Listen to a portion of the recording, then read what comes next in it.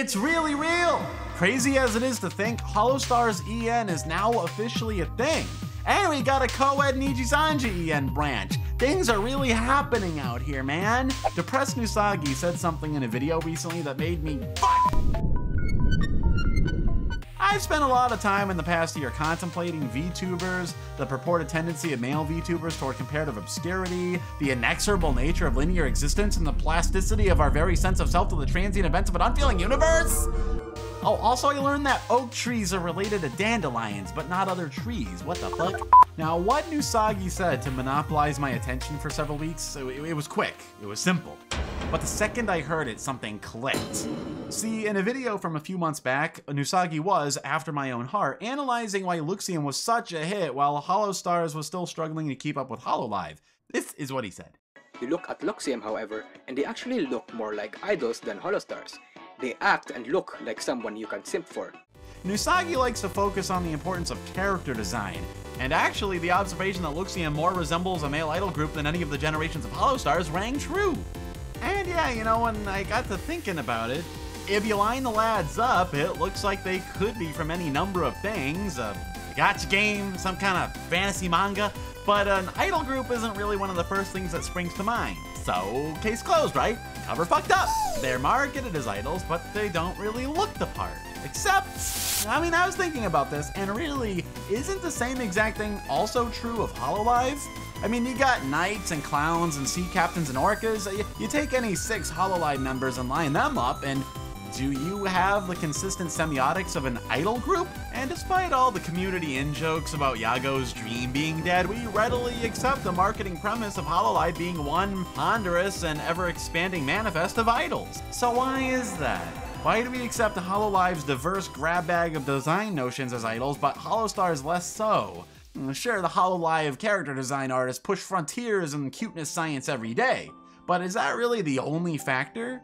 Having thought about it at length, I think there are a few reasons you could come up with, but there's one thing that stands out to me. One simple thing that Hololive has that the Holostars do not. Toki no Sora is literally the face of Hololive. She isn't the biggest member by numbers, but she serves a very important function.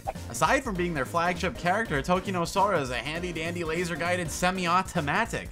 She's front and center in all their branding, so all the ASMR kittens, finger-stealing doggy gods, and Pop City Sharks all get interpreted relative to her. The quintessential idol VTuber. You can pretty much think of her as Hololive's default setting. Notably, she doesn't represent the Holostars. Historically, there's even been trepidation about direct interaction between the two agencies due to the mores of idol culture. So, Holostars has no face, unless perhaps you consider Roberu to be the de facto face of Holostars. Based on your likely first impression of either of these characters, which agency has the easier concept to get abreast of? While the pivot to the idol concept was clearly a smart move for Hololive, it ended up being a case of catching lightning in a bottle, while also painting themselves into a corner. And you know what they say about catching lightning in a bottle? It's famously difficult to do on subsequent occasions. Which is exactly what they try to do with Holostars. And you know what they say about getting painted into a corner? You gotta sit there and you gotta watch the paint drying.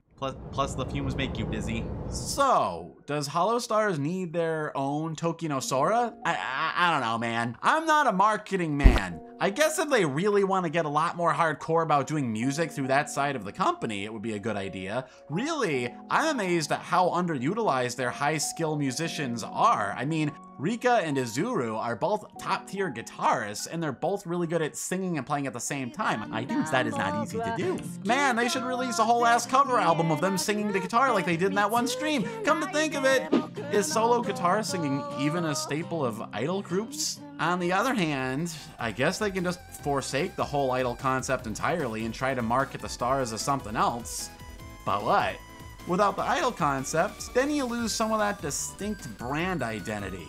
See what I mean about them being painted into a corner? Now my smooth as silk coyote brain probably isn't the first to think of this problem, since it seems that the first Holostars EN generation went for a much more unified concept than any that came before them. I wonder what will happen. I guess all I can say is